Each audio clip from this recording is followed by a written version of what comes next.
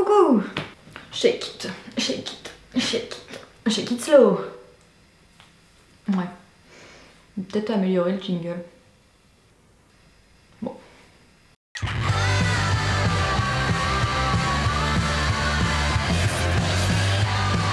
On se retrouve pour un mini Shake It Slow encore une fois et ça fait hyper longtemps que j'en ai pas fait. Alors j'en ai même un vieux qui traîne depuis un an je crois, qui est monté et qui n'est pas sorti. Moi je suis la pro de l'organisation, tu peux pas tester. Je voulais te parler d'une petite alternative au papier d'aluminium ou au film étirable, à tout ce qui est un petit peu voilà, produits qui vont se jeter après mais pour la conservation des aliments. Et vous allez me dire mais oui tu peux utiliser des Tupperware. C'est bien le Tupperware mais pas forcément dans tous les cas. Ça prend quand même de la place et c'est cool aussi d'avoir un truc qui emballe bien ton ingrédient. Si par exemple t'as coupé un fruit en deux, moi ça m'arrive souvent, je m'en sers souvent avec l'avocat. Et c'est là où intervient le petit beeswax. Donc c'est un tissu enduit, donc pour celles qui sont un petit peu calées dans tout ça, elles connaissent déjà évidemment, hein, encore une fois, je m'adresse vraiment aux néophytes.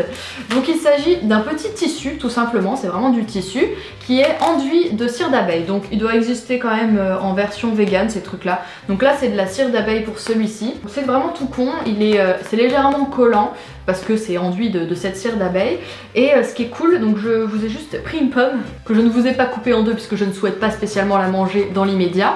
En gros, vous coupez votre pomme en deux, votre avocat, votre machin, et vous n'avez plus qu'à le foutre dans le petit beeswax. Et donc c'est grâce à la chaleur de vos mains que vous pourrez modeler comme ça votre petit film alimentaire réutilisable à votre guise. Vous pourrez lui donner toutes les formes que vous souhaitez. Une espèce de mémoire de forme comme ça, c'est un petit peu technique, hein, j'espère que vous suivez. Ça va se solidifier au frigo puisqu'évidemment il fera froid et donc cela figera. Je trouve ça hyper pratique comme alternative. Une fois que vous l'avez mis au frigo, que vous avez consommé votre objet, hein, ne gâchons pas, évitons le gâchis. Vous n'avez qu'à ressortir votre pomme ou tout autre ingrédient que vous aurez préalablement inséré dans ce film alimentaire réutilisable. Et ensuite, vous n'avez plus qu'à le laver. Et donc pour ce faire, il vaut mieux laver, il faut laver à l'eau froide ces tissus-là parce qu'évidemment sinon la cire d'abeille va fondre et ce n'est pas ce qu'on veut. Et donc il existe, comme je vous dis sûrement, mais il faut que je vous trouve peut-être des liens, des alternatives véganes à cette marque-ci. Sinon vous pouvez également les faire vous-même. Alors honnêtement j'ai pas spécialement la patience pour ça, mais j'avais vu une recette de Mademoiselle Amy il me semble, qui avait donc enfourné tout simplement des tissus